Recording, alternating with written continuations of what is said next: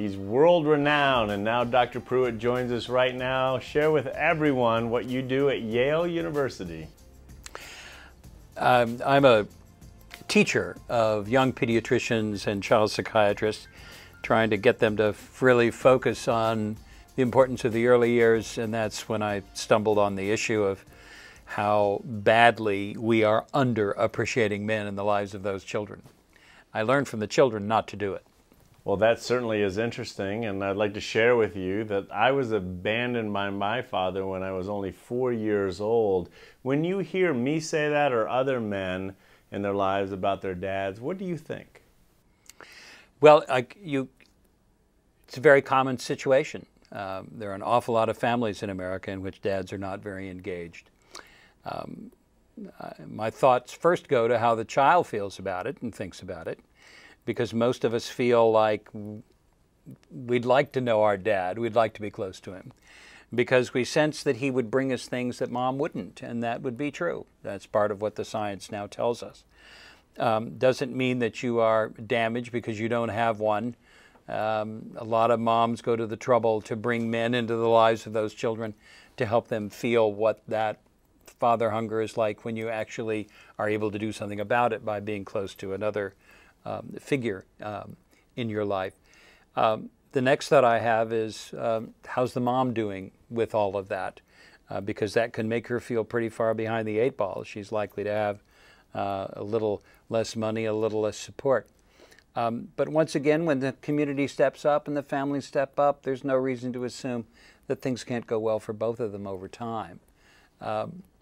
But because there's no such thing as a typical American family, we're looking at fathering in a 1,000 different flavors.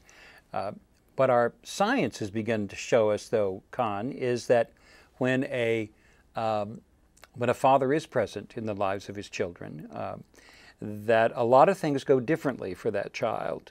You probably know that from your own experience.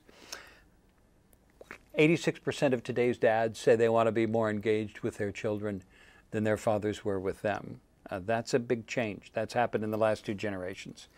Is that going to matter to children? And the answer is absolutely, because part of the new science that we've had over the last 10, 12 years is that when fathers are engaged in the lives of those children, those kids do better in school.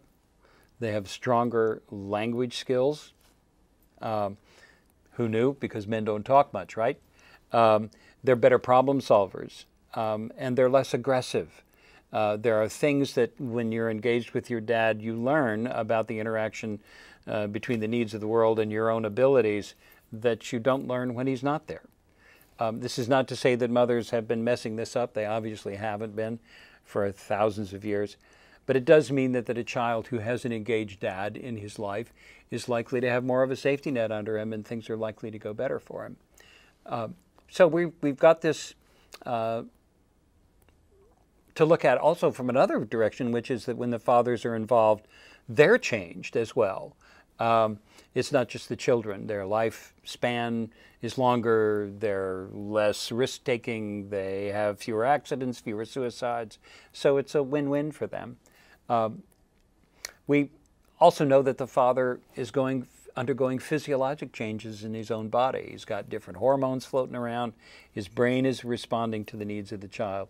So it's a wise society and it's a wise family that encourages that father to be involved and keep him close, because a lot of good things are going to happen to him and to the children in his family. You're certainly right, and I'd certainly love to learn a lot from my dad, but I have to say I've had an amazing mom filling both of those roles. But let's move on and talk about this interesting film. You've partnered with Johnson & Johnson. Tell us about it. I have been looking for partners to tell this story visually, Con, because as much as it may ring a bell for people, the science doesn't persuade in and of itself. You've got to have enough visual power to sort of say to people, take a look at what's actually happening to these children.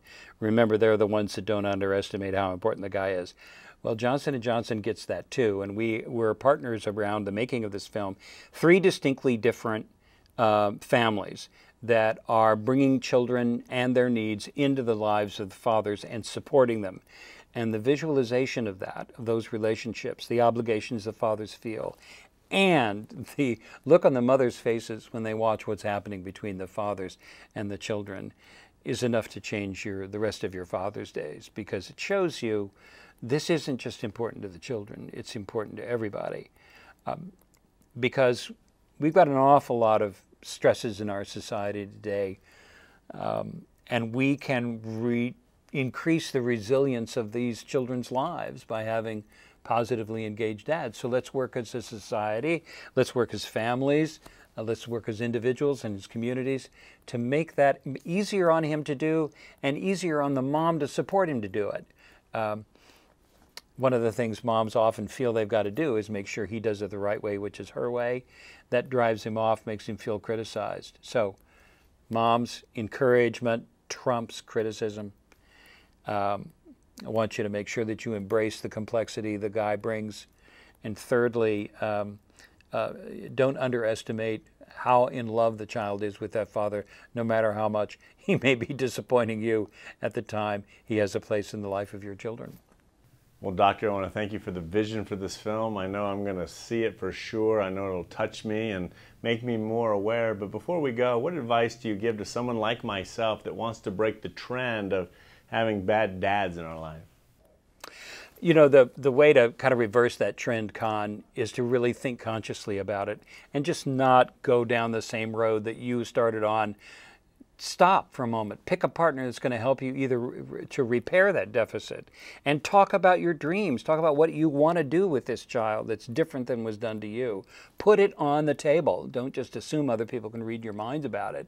That's the obligation the man has, to sort of say, look, I want to talk to you about how this is going to go for this kid, because I'm feeling good about this, I'm not feeling so good about that.